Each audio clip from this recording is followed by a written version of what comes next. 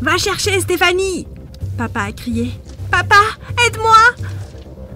J'ai tendu la main vers mon père, mais plus je l'attendais, plus mon père regardait loin. J'étais trempée de sueur et du sang coulait sur mon visage. J'ai essayé de me lever, mais je suis tombée avec un bruit sourd sur le sol. Mes yeux se sont ouverts, ma respiration était lourde et mon cœur battait la chamade. C'était juste un rêve. C'était juste un rêve. Et si vous voulez en savoir plus sur mon histoire, restez dans le coin. Je suis passée de savoir d'où je venais à ne rien savoir du tout. Vous pouvez y croire? Je pense qu'il est temps de rentrer à la maison, a dit maman. Nous n'avons pas besoin de prendre cette décision pour le moment.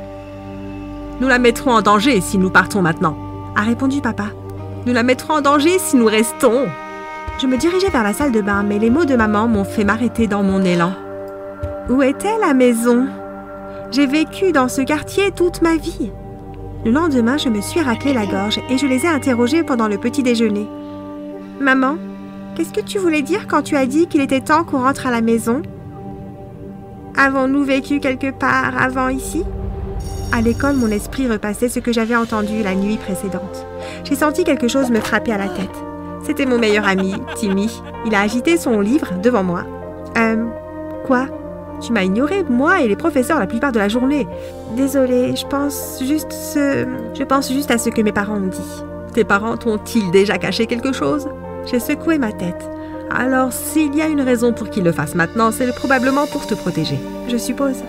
Mais la réponse de Timmy n'était pas suffisante pour moi. J'avais besoin de savoir ce que maman et papa cachaient et pourquoi.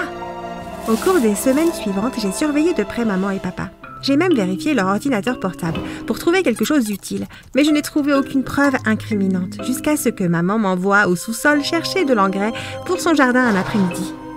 J'ai tiré le sac, mais il s'est accroché à une partie de l'étagère et le sac s'est déchiré. Une partie de l'engrais s'est répandue derrière l'étagère. J'ai écarté l'étagère du mur pour remettre l'engrais tombé dans le sac et c'est là que je l'ai vu. La porte. Comment ai-je pu manquer ça toutes ces années? J'ai tenu le bouton dans ma main et je l'ai tourné. Ça peut vraiment être aussi facile? J'ai poussé la porte lentement. Je m'attendais à des pièges, comme des flèches qui traversent le mur ou des lance-flammes qui passent au-dessus de ma tête. Mais rien ne s'est produit. J'ai allumé la lumière et je suis restée là, stupéfaite. Il y avait de nombreux types différents de gadgets et de machines sur les tables et sur les murs.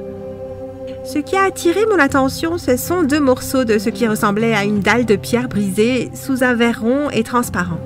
Il avait des marques étranges et semblait briller une fois incliné vers la lumière. J'ai pris une pièce rapidement et je suis allée dans ma chambre. J'ai sorti la pièce de ma poche et j'ai passé mes doigts dessus. Je savais que maman et papa cachaient quelque chose. Timmy va prendre son pied avec ça. Timmy était le seul adolescent de 15 ans que je connaissais qui regardait encore de la science-fiction et qui croyait que les extraterrestres étaient parmi nous. Si quelqu'un savait ce que c'était lui. Le lendemain, à l'école, j'ai glissé le morceau de pierre cassé dans la main de Timmy. « Tu crois que tu pourrais m'aider à trouver ce que c'est ?» Il a étudié pendant quelques secondes. « Je n'ai jamais rien vu de tel auparavant. Je vais l'emmener chez moi, l'examiner et je te ferai savoir ce que je découvrirai demain. » Plus tard dans la soirée, alors que je faisais mes devoirs, quelqu'un a frappé à ma porte. « Entrez !» Maman et papa sont entrés, des regards graves sur leur visage. « Qu'est-ce qui ne va pas ?» C'est Timmy. Lui et ses parents ont été kidnappés il y a environ 1 heure. « Quoi? Pourquoi ?» Nous ne savons pas, chérie, mais la police enquête. Papa a serré ma main. Puis, ça a fait tilt. Pourquoi Timmy et ses parents auraient-ils été kidnappés? Quelle est la seule chose nouvelle qui s'est produite? Le morceau de technologie que j'ai donné à Timmy? Maman, papa, je pense que je sais pourquoi ils ont été kidnappés. J'ai rapidement expliqué à mes parents ce que j'ai trouvé hier après-midi et comment j'ai donné à Timmy un morceau à examiner pour moi. Maman et papa sont sortis en courant de ma chambre. Je les ai suivis alors qu'ils couraient vers le sous-sol et ouvraient la porte cachée. Le morceau de dalle laissé derrière sous la vitrine clignotait régulièrement. Papa l'a mis dans sa poche. « Stéphanie, ce que tu as donné à Timmy était une pièce précieuse de la technologie russe. Ta mère et moi étions des agents doubles et nous avons changé d'identité quand nous sommes arrivés ici pour te protéger. Les cauchemars que tu as faits sont vraiment arrivés. Nous nous sommes à peine échappés de notre dernière maison que nous avons trouvé la solitude ici. Tu avais environ 3 ans à l'époque. Je voulais que nous rentrions à la maison en Méditerranée parce que nous voulions nous éloigner de ce style de vie. Timmy a probablement activé la technologie. Et maintenant, toutes les pièces sont activées. Ils ne tarderont pas à nous trouver. Ou les autres. Les autres? J'ai levé un sourcil. Une forte explosion venant d'en haut a secoué la maison. Trouvez-les! Un homme a crié. Maman a verrouillé la porte de la pièce secrète pendant que papa prenait quelques armes puis ouvrait une autre porte et me regardait dans les yeux. Reste près de moi. J'ai avalé de force et j'ai hoché la tête. Maman et moi avons suivi papa jusqu'à l'abri anti-bombe sur le côté de la maison. Nous étions presque à la voiture quand maman a été violemment tirée en arrière. Maman! J'ai regardé papa prendre rapidement un couteau dans sa botte et couper la corde qui entourait le cou de maman et l'aider à se lever. 4 hommes nous ont entourés et nous avons reculé contre un arbre. Papa m'a fait passer derrière lui et lui et maman se sont regardés avec une tension partagée dans les yeux avant de se mettre en action. Leur mouvement était rapide et sans faille. Maman et papa ont bientôt été rejoints par 2 autres hommes, des hommes que je ne connaissais pas. Dès que les 4 ennemis ont été assommés, un des hommes a dit « Allons-y ». Mes parents et moi les avons suivis jusqu'à la camionnette, noire, garée sur la route. Il n'a pas fallu longtemps avant que nous nous engagions sur l'autoroute. Je vois que c'est toujours aussi serré, a gloussé papa. Et nous sommes toujours en train de vous sauver la vie. L'homme rit de bon cœur. Papa me les a présentés comme John et Ken. Ce sont nos camarades de l'époque où nous étions des agents doubles. Maman a expliqué la situation avec Timmy et le technicien. Avez-vous des nouvelles de Ruby? C'est la seule qui manque à l'équipe. John a répondu. Nous sommes d'abord allés chez elle. Il y avait du sang partout, mais aucun corps. On a récupéré son morceau, puis on est venu vous voir. Nous devons découvrir où ils retiennent Timmy et ses parents, a dit papa. Les gars, on est suivis.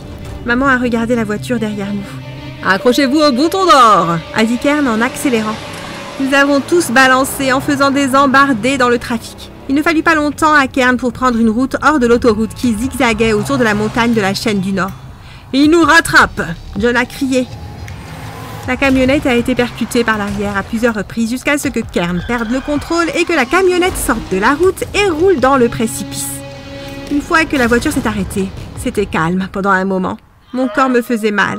J'ai senti quelqu'un me secouer. « Steffi, on doit y aller !» On m'a rapidement aidé à sortir de la voiture. Papa s'est accroché à moi alors que le groupe courait quelques mètres devant. « Steffi, retiens ta respiration. Et quoi que tu fasses, ne lâche pas !» a dit papa alors que nous courions vers la falaise. Encore sonné par l'accident, je ne pouvais pas répondre. Mon corps s'est réveillé en sursaut quand j'ai réalisé que papa et moi avions sauté dans l'océan glacé en dessous. Nous avons nagé vers des poches d'air cachées entre les rochers sous l'eau jusqu'à ce que nous arrivions à notre destination. C'était une cachette sous-marine. Nous sommes entrés dans la capsule et Kern a appuyé sur quelques boutons et l'eau s'est écoulée. Une fois que c'était terminé, il a ouvert l'autre série de portes. La cachette ressemblait à l'intérieur d'un petit cottage avec quelques chambres, une cuisine et un espace de surveillance.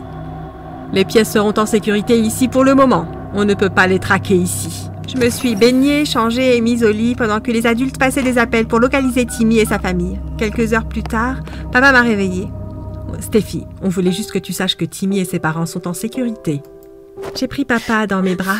Je suis tellement désolée. Si j'avais écouté ta mère et que je t'avais tout dit, cela aurait pu être évité. Je suis désolée que tu aies à subir ça. Lorsque je suis retournée dans la zone de surveillance, papa et les autres étaient en train de déballer l'équipement sous-marin. Ok l'équipe, on se prépare. Nous allons rencontrer le lieutenant Ilgar dans quelques heures. Qui est le lieutenant Ilgar? J'ai demandé à maman. C'est la personne à qui nous avons fait un rapport. Nous devons lui faire part de tout ce qui s'est passé et obtenir plus d'informations. Il n'a pas fallu longtemps pour que nous nagions jusqu'à la surface, de l'autre côté de l'île, et que nous embarquions dans un avion à destination d'une île éloignée, fortement gardée par des militaires. Nous avons été escortés par un bâtiment et dans l'ascenseur où nous avons été emmenés sous terre. « Bonjour, agent. » Lieutenant Ilgar nous a salués dès l'ouverture de l'ascenseur. « Je vous attendais. » Nous avons suivi le lieutenant Ilgar dans une pièce privée où papa a remis à chacun sa part de la technologie. Lieutenant Ilgar a appelé l'un des gardes. « Portez ceci à Lucinda. Elle saura quoi en faire. » Il a remis les pièces au garde. Dès que le garde est parti, le lieutenant Ilgar a tourné son attention vers nous. Soudain, la porte est ouverte et des hommes lourdement gardés sont entrés dans la pièce et nous ont tous mis des menottes. « Qu'est-ce que ça veut dire ?» Kern a crié. « Vous avez avorté votre mission et votre poste au moment où votre pays avait le plus besoin de vous. C'était un acte de trahison. Vous serez exécuté dans 3 jours. Maman! Papa! J'ai crié pendant qu'on nous emmenait. Ne t'inquiète pas, Steffi, tout va bien se passer, m'a assuré maman. La deuxième nuit, des lumières se sont éteintes et la porte de ma cellule s'est ouverte. Steffi, il est temps de partir. La voix de maman est venue de l'entrée de ma cellule. Je suis allée vers sa voix et elle m'a serré rapidement dans ses bras avant de placer des lunettes de nuit sur ma tête. Reste près de moi. Nous sommes entrés dans l'ascenseur et John a ouvert la porte en haut et nous sommes montés dans la cage d'ascenseur où il y avait une échelle. Dès que nous sommes sortis d'ici, nous sommes entrés dans l'étage où le lieutenant Ilgar et ses gardes ont été localisés et les lumières sont revenues. Eh bien, il était temps, les gars. Une femme leur a souri en tenant dans ses mains une paire d'épées, des corps immobiles étalés sur le sol. Ruby! Maman a souri. Hey, gang! Il y a un hélicoptère qui nous attend là-haut. Continuons à avancer. Pendant que nous étions dans l'ascenseur, Ruby a expliqué comment elle s'était échappée et leur a donné une réplique de la technologie. Je savais que je devais trouver un moyen de vous suivre, les gars. Alors, vous avez eu l'objet? Papa a souri. Tu sais qu'on arrive toujours à faire le travail.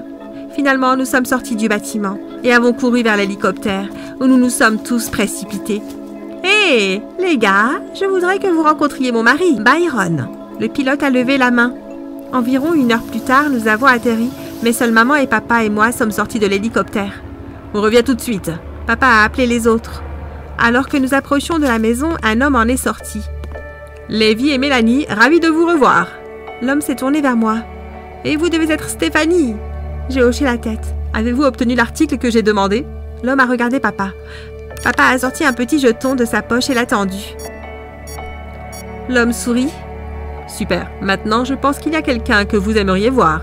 Nous sommes entrés dans la maison. Et il était là. Timmy! J'ai crié en courant et en le serrant dans mes bras. Je suis désolée de t'avoir mêlé à tout ça. Tu te moques de moi? Ici, j'ai accès aux meilleures technologies du monde. Je vois cela comme une bénédiction déguisée. Papa m'a appelé. Steffi, on doit y aller. J'ai serré Timmy dans mes bras une dernière fois avant de partir avec mes parents. Nos vies ne sont jamais revenues à la vie tranquille que je connaissais. Mes parents sont sortis de leur retraite et Kern, John et Ruby sont devenus comme une famille pour moi. Toutes nos informations ont été effacées d'Internet et nous sommes devenus des fantômes.